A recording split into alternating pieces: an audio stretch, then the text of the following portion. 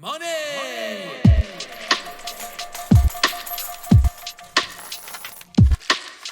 What Your Bank Doesn't Tell You, a podcast by UMushroom.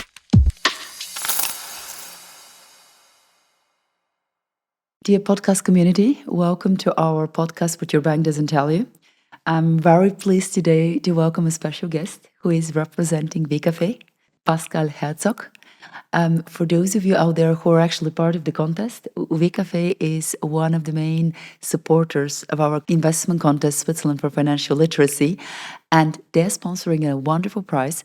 For those of you who win it, you are entitled to bring 4 other friends and enjoy a wonderful coffee workshop at ViCafe. Pascal, welcome. Thank you very much. Pascal is the head of production and impact at ViCafe, or in simple words, he's responsible for all the production sites, factories, bakeries, and roasteries of ViCafe and VV Cola across the world. And we have a beautiful, very insightful story to tell. What are the major differences when we talk about $1 here in Switzerland and $1, let's say, in Africa, and what are the aspects which you should really consider? But before we move into the topic, I would love to give the opportunity to Pascal to say some few words about yourself. Thank you. Hi, everyone. It's a great pleasure to be here. I'm, as you said, kindly enough, responsible and working for ViCafe, overlooking roastery and making sure that our footprint is as good as it can be. In my past, I studied law and economics, and then decided not to have the normal finance career or become a lawyer in Zurich. But I moved to Tanzania to work on a coffee farm for 1 year, and then I became a physical coffee trader for 6 years, where I basically had the opportunity to see many different coffee communities, coffee countries, and connect them to the roasting world. And then in 2019, I finally kind of started my journey in the last mile of the value chain, the coffee value chain, by joining ViCafe. Now I'm here. Wonderful. Welcome once again on our site, and we're very happy to have you here. The topic which we've been brainstorming and considering about this podcast is actually a very interesting one, and particularly given the fact that you are traveling a lot, that you have a lot of insights and contact with urban Africa, a territory which the regular citizen here or the regular listener of us does not necessarily have contact with. And a very intuitive topic, given that we're talking also about investing, is what is $1 or 1 Swiss franc worth here in our territories, and what is $1 worth in Africa? And I think maybe the most intuitive way to start with that is to consider what is the purchasing power of $1. What can you buy with $1 here in Switzerland? What can you buy with $1 in Africa? Probably quickly about my street credibility when it comes to talking about the topic, because we are here in Zurich and far away from those realities. But we are at ViCafe. We are regularly traveling, visiting our farmer partners, and part of my job, and an important part of my job, is to basically build and maintain and develop those relationships with farmers around the globe. And as I joined a Tanzanian farm after my studies, basically I always want to go back to these East African countries, which I love so much. And whenever we travel, which we recently did to Tanzania, Kenya, and Uganda, many of our questions, of our interests, are around local economies, and that's why I think it's a super relevant question, and hopefully I can share some insights.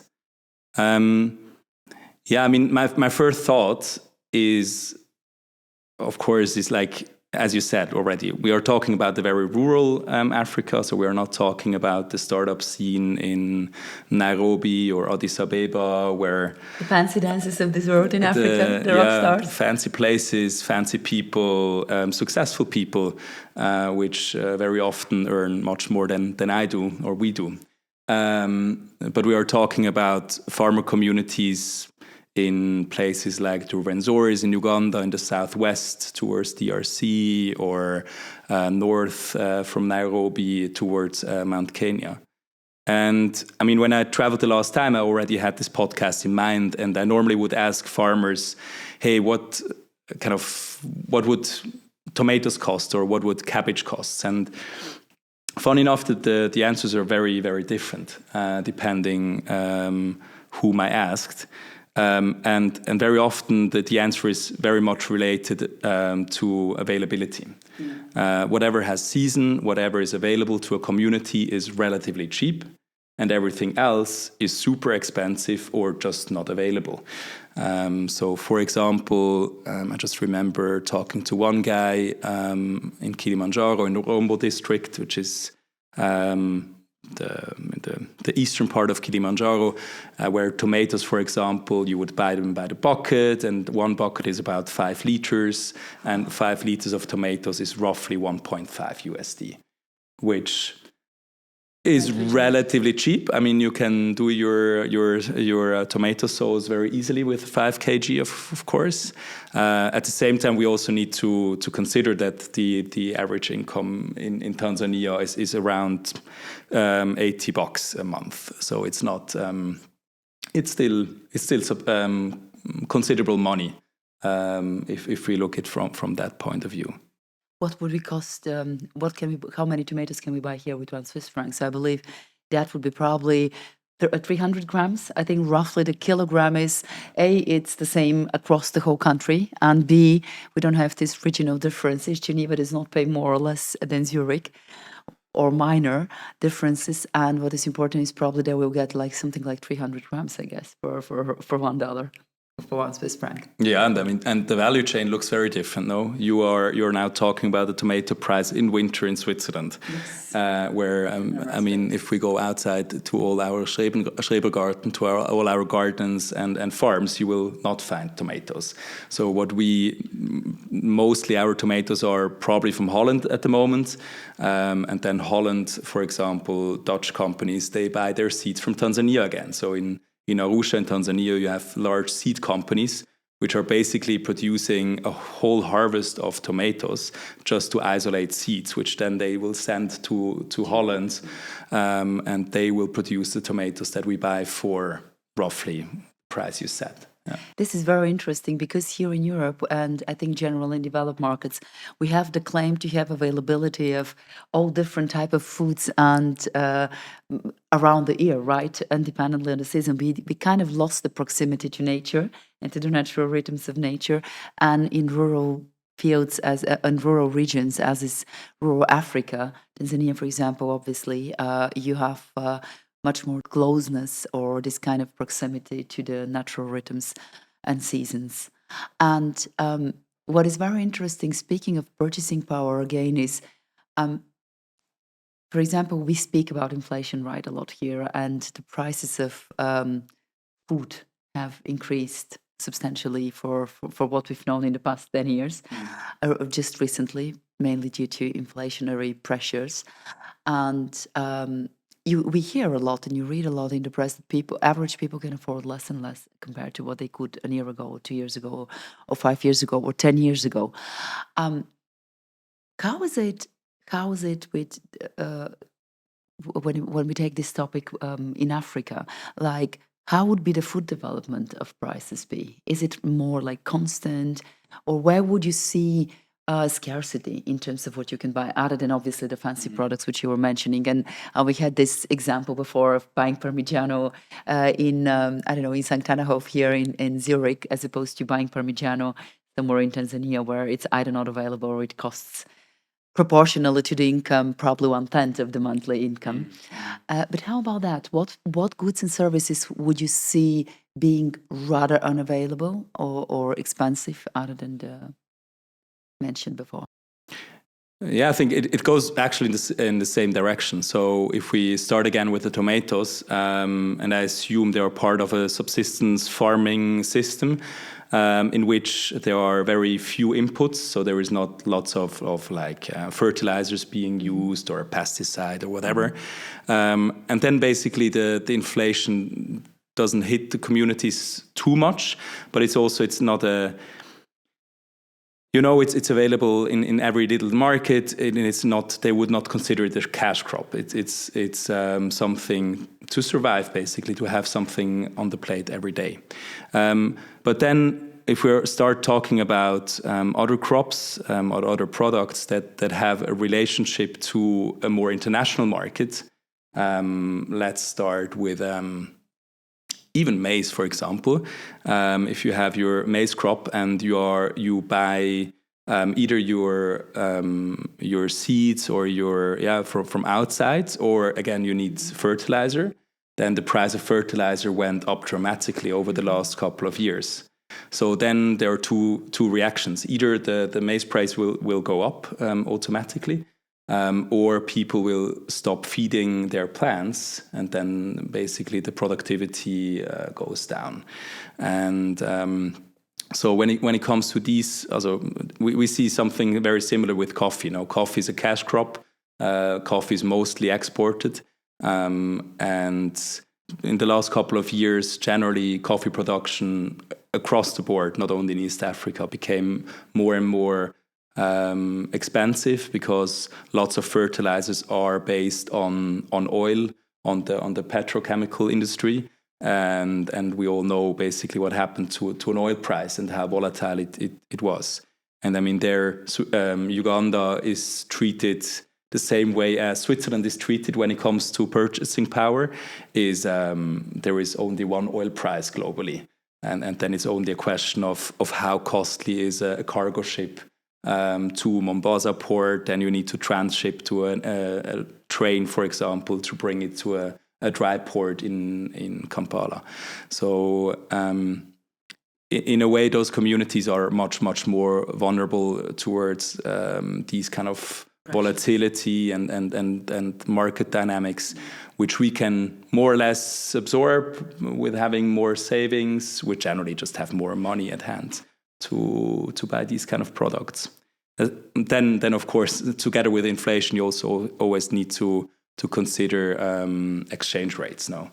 Of course, the currency. If you have Ugandan shilling, it's behaving very differently from a Swiss franc compared to the dollar. So that has also massive impact. That is true. But I think it's fair to say, maybe, and correct me if I'm wrong, that when it comes to goods from the everyday use, mainly foods, which are produced locally, those folks actually have relatively stable availability and stable price behavior in terms of goods and services. Whereas we here, we have availability around the whole year. We also don't have the habit to build reserves, to build what we call in German Notfallsvorräte, or reserves for eventualities, which typically then again agricultural producers would naturally build, right, depending on the seasons, depending on the course of nature.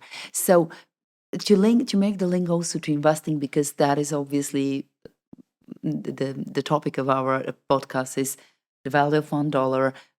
How is it invested? What is the purchasing power? When it comes to investing, is it fair to say that rural Africa would naturally be invested to a big amount, consciously or subconsciously, in the type of agricultural production which they create? Yeah, so you mean that they have a big stake in farming, and also the type of reserves which they build, right? Every household who is a... Yeah, I mean, it's a good question. It's talking about reserves when it comes to food, etc. They do have some, but we also need to realize. I mean, it's a tropical environment. Generally, the weather is not very favorable towards keeping stuff. So it's. But at the same time, nature is offering at any time fruits and vegetables, as long as there is no massive drought or too much rain. Then normally there is some availability. And I think I talked to a friend in Tanzania, just one thought, who said that kind of the recent global developments and like the instability and also the effects that those developments have on the Tanzanian economy, they're only basically because the Tanzanian population can rely heavily on their own farming and their own farms. It's relatively quiet and people are more or less relaxed. If that wouldn't be, and if it would be a situation similar to Switzerland, where we fully rely on money in the end, because you and I, we don't work in farming, we don't have, if we can't pay for our tomatoes anymore, then we become very nervous, also politically, and so that has kind of a very positive effect, so that people, they share within the community that provides some stability to those communities. This is amazing, actually. This is indeed a huge asset in countries which have a much more rural background and not necessarily this type of industrialization, to use the historical expressions which we have. They're a very major asset where people really invest time and energy is actually building networks, building communities.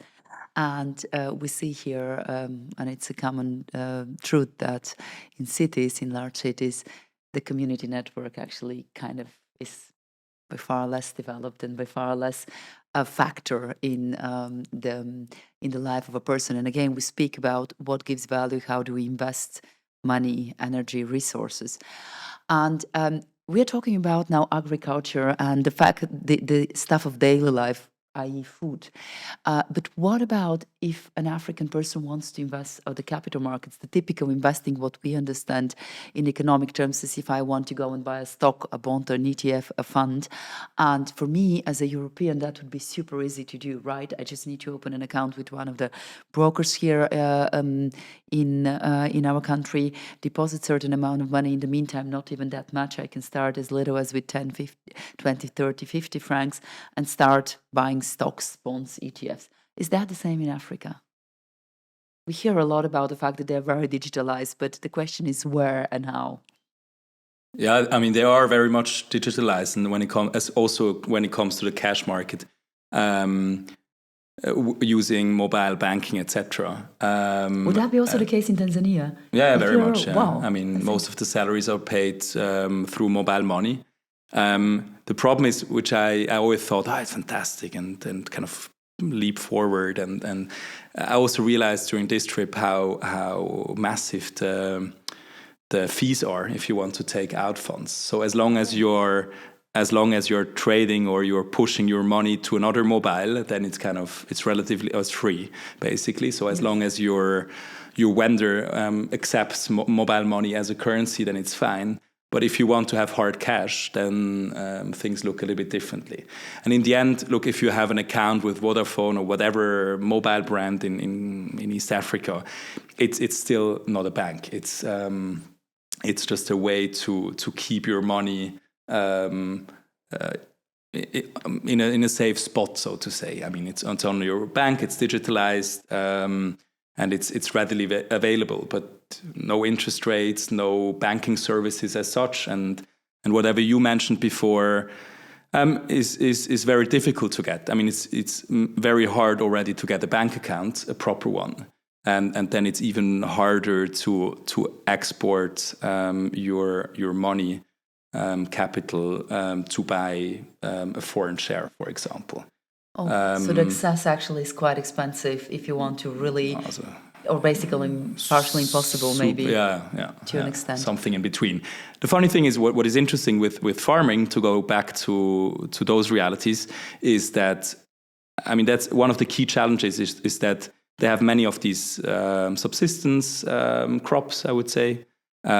Tomatoes, onions, cabbage, etc. And then they have cash crops like coffee, like cotton, like sometimes banana, which they would sell to agents, to an exporter, and then they would sell it onwards. And those groups have the difficulty that they only get cash whenever they have a crop. Now, in coffee, it would be typically 1 to 2 times a year where you actually get cash in your hand.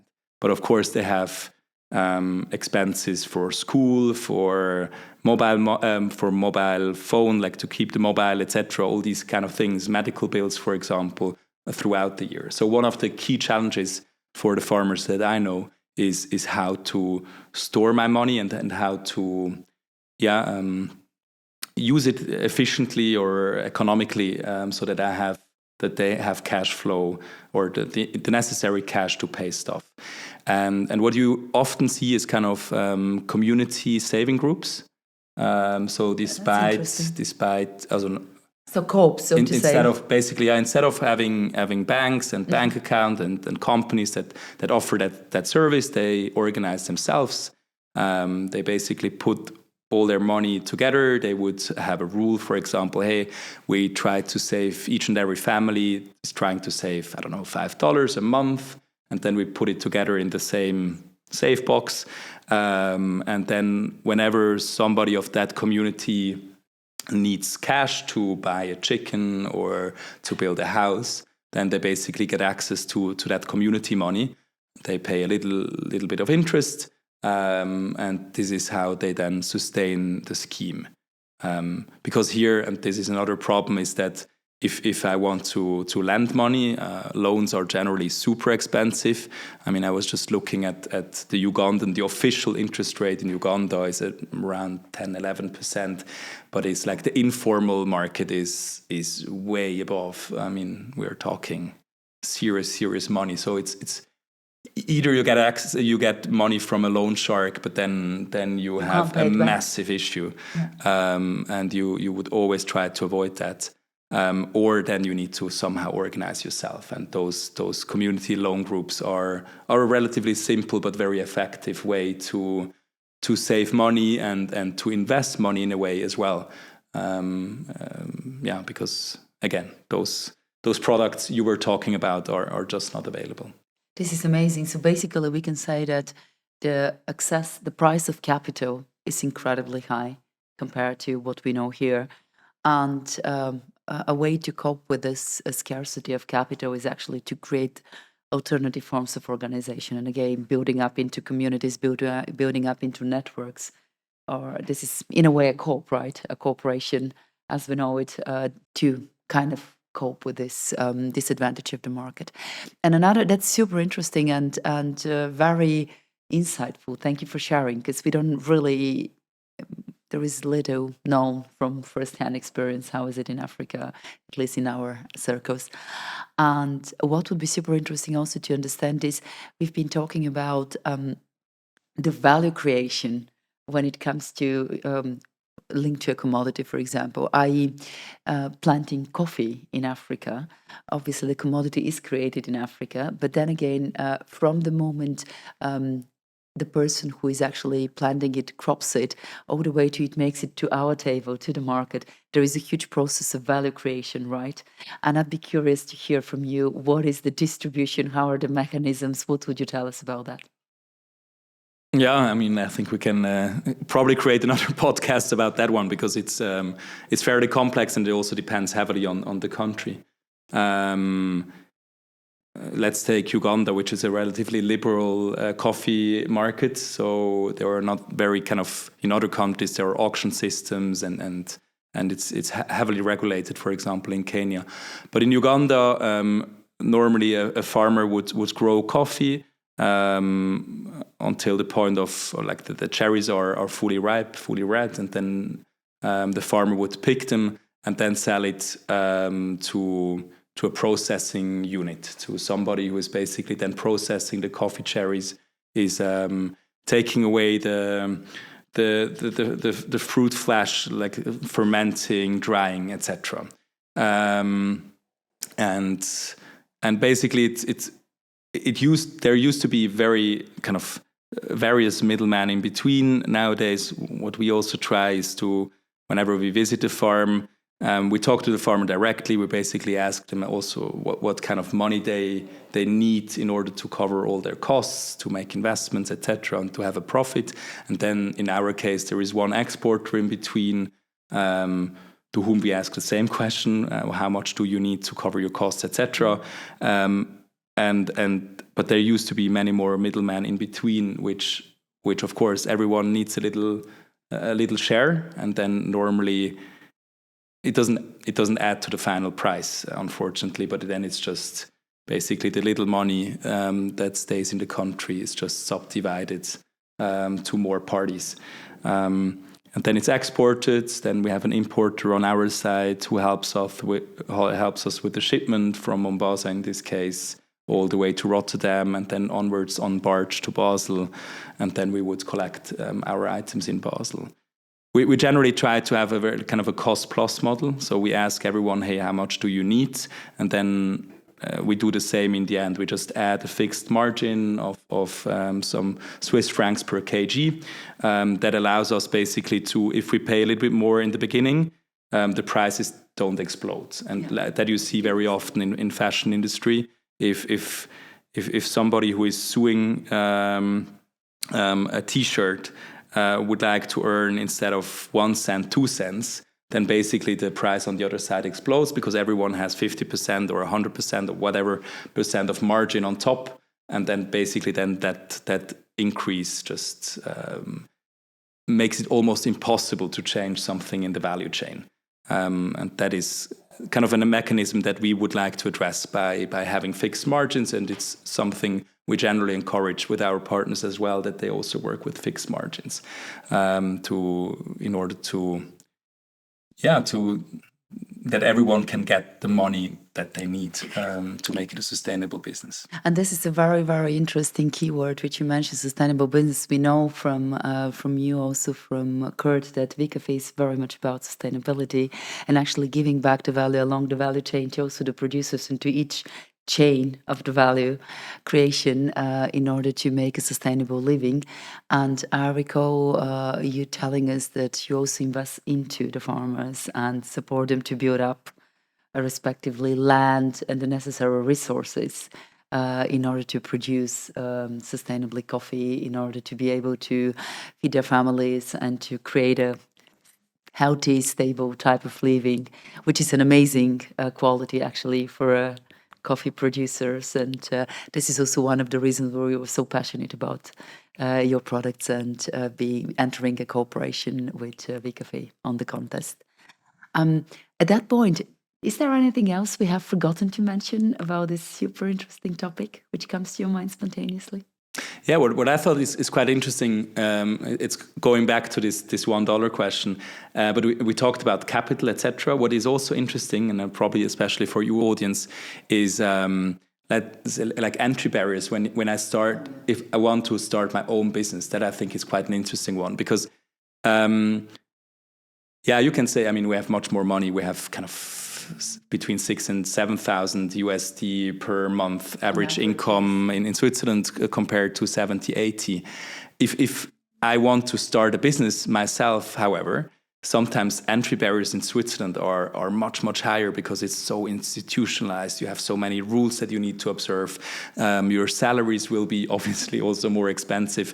And there I see, this roots entrepreneurship, however you want to call it, but do with little and then starting to grow, that you would see in those rural communities that I normally visit. You see that everywhere. They're always investing a little bit. Whenever they have $1 left, they would decide to buy, 10 chickens because Easter is coming up and then I can sell my chickens. Or they would, or they would buy more banana trees or a cow that gives them milk. And they always have this mindset of investing because they know, it will give me more at one point. And as we said before, it's hard to keep money and it's hard to probably store food as well. But so you need to move your capital and do something with it. And I think that's, I always find that part of the discussions most inspiring. It's super interesting. You would never think actually that that's the case in Africa compared to here. We always get this impression in Switzerland that it's hard to start a company. And I basically agree. It's not easy. And but you understand kind of the mechanisms much better talking to those communities than visiting here a startup community where it's all about very fancy complex ideas which are difficult to pull off. That is interesting. I would have never thought that Africa is so entrepreneurial and in such a small scale, and really very inspiring to see how out of necessity actually you have to. If you want to survive, you have to be entrepreneurial. We don't have necessarily to be entrepreneurs if you want to survive in Europe. And this is really super interesting. Thank you for sharing. That's great. I think we came to the end of our podcast. And Thank if you you. have one advice to our community out there when it comes to investing, entrepreneurship, what would it be? Whenever you have the opportunity to travel, don't only visit temples and local coffee shops, but go out, reach out to rural communities, talk to them, and you will realize that they have very similar issues, problems that you have, but very often they have a different angle, they have different views, which are so enriching and so just makes your whole trip worth. And I live and all my batteries are kind of filled up again or recharged whenever I get the opportunity to travel and have these kind of discussions. Well, this is amazing closing, and I think it's very valuable advice. So invest your time into getting new cultures and invest your time into getting close to people from completely different environments. And thank you very much for sharing all those insights, Pascal. And Thank it was you. a real pleasure to have you with us. Likewise. Thank you very much. For those of you who have questions, you can always reach to us at hello@umushroom.com. Don't forget, we still have the contest running. So for those of you who want to earn an interesting, attractive prize, also linked to traveling or linked to coffee, you still Travel have to the Holstrasse. that trip would be to ViCafe factories. But it's worth seeing it because you have a little universe, right? A little Africa and South America and India and all the coffee productions in one. Well, thank you very much once again. I'm very much looking forward to seeing you with us again. Money!